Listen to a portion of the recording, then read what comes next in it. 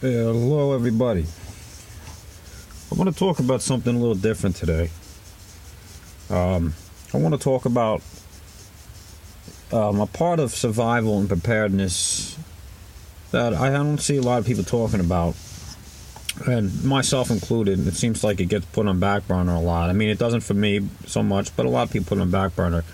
As preppers and survivalists, we all talk about stock food storage, stocking ammo, fire rods. We talk about tactical training. We talk about, preparing for food and shelter and clothing, and how to start fires with fire rods and bugging in, bugging out, bug out vehicles. But, part of preparing and survival isn't just for SHTF and the end of the world and freaking zombies. That's not what it's all about, and always bugging out. Survival could be something as simple as just dealing with a daily emergency or something that just comes up in daily life. Now, what I'm about to talk about applies to whether you own or rent a home, an apartment, you're in an RV, trailer, it don't matter, wherever you live. There's three things everybody should know. And that's first of all, everybody needs to know how to shut down their household for an emergency. And there's three things that you need to know. Okay, backtrack a little bit here. You need to know how to shut down your gas, how to shut down your water, and how to shut down your electricity. Now, before I go any further, I'm not telling anybody to do anything they're not comfortable with or that is unsafe. So I am giving my opinions on things. I'm not giving advice on you what to do. Got to cover myself. Hope you guys understand what I'm saying. Now, everybody needs to know where their gas shutoff is. Really important. It doesn't matter if you got natural gas. If you got natural gas and propane, you use both. Or you use just propane to heat your house. Depending where you live, different parts of the country, you got different gases, what you use cooking with, and what you're heating your house with. You need to know that, especially if you're in an earthquake zone, a flood zone, or if you just have a gas leak. Something everybody needs to know. Something really important. You got to make sure that valve is in working order. Now, I am a contractor. I also do plumbing, electrical. I do ground-up construction. I've been doing this for a long time. I do all my own plumbing and electrical. I'm very familiar with these things. A lot of people out there aren't. But you should know. I'm not saying to go out there and start turning your gas valve on and off, but at least annually, you should check it, make sure it functions properly. If it looks like it's corroded, it looks like it's seized up, call your local utility company if you're not comfortable, or you're not allowed to. Some places you're not allowed to touch them. Let them come out, check it, make sure it's in good working order. Last thing you want to do is have to shut up your gas. You go to crank that gas valve with your wrench, and all of a sudden the valve snaps, and you got a bigger problem. Number two, your electrical. You need to know how to shut off your electrical. You need to know where your panel box is. It needs to be accessible at all times. And everybody in your household, with the exception of little kids, should know how to turn these things off, by the way. I'm not saying to have your 10-year-old kid running around sticking his fingers in a panel box. It's not what I'm saying, but everybody should know how to turn these things off. So you need to know where your panel box is. Familiarize yourself with it. If you're not familiar with any of these things, including electrical, have somebody you know that is come and familiarize you with it. Even if you got to pay an electrician $100 or something to come and teach you how to turn off your breakers if you don't know how to do it. And there's no shame in if you don't know how to do any of these things, guys. I'm not picking on anybody, and don't let anybody pick on you or push you around because you don't know how to do it. There ain't no shame in that. A lot of people don't know where these things are, how to do it. But you need to know. All right, electrical is really important, especially if you live in a flood zone. Really important to know how to shut down or turn back on. Okay, most important thing to me that I think everybody really needs to know is how to shut off their water.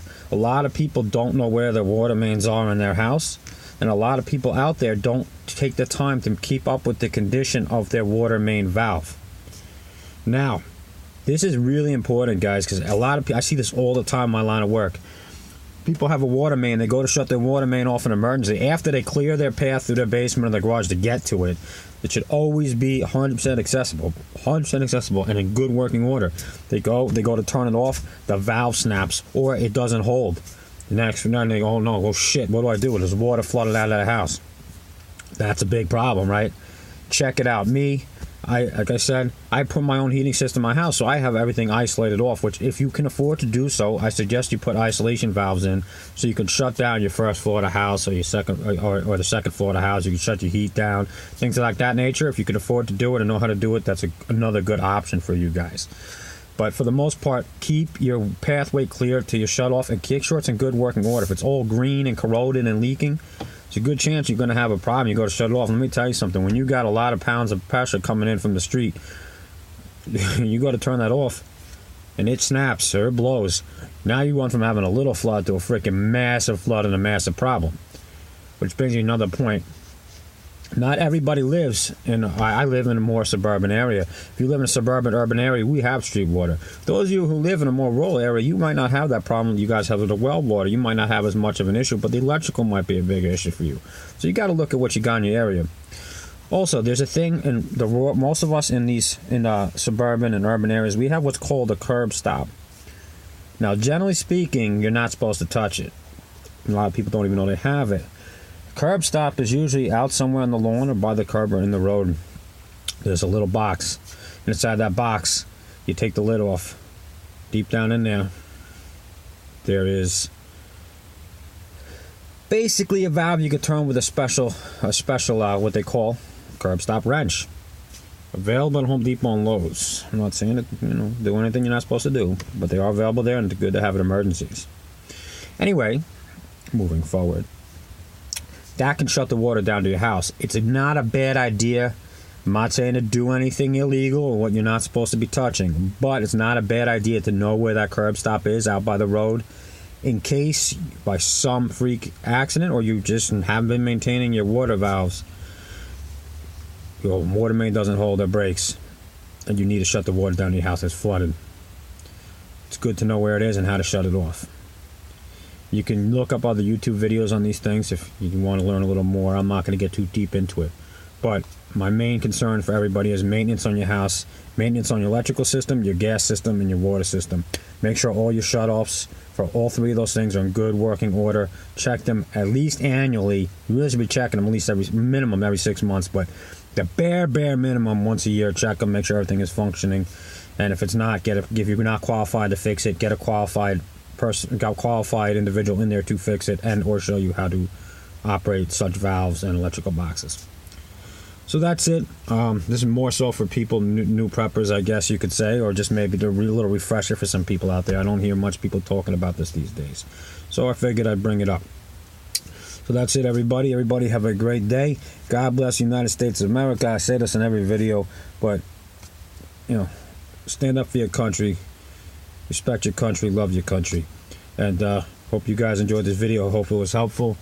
And love you all. God bless.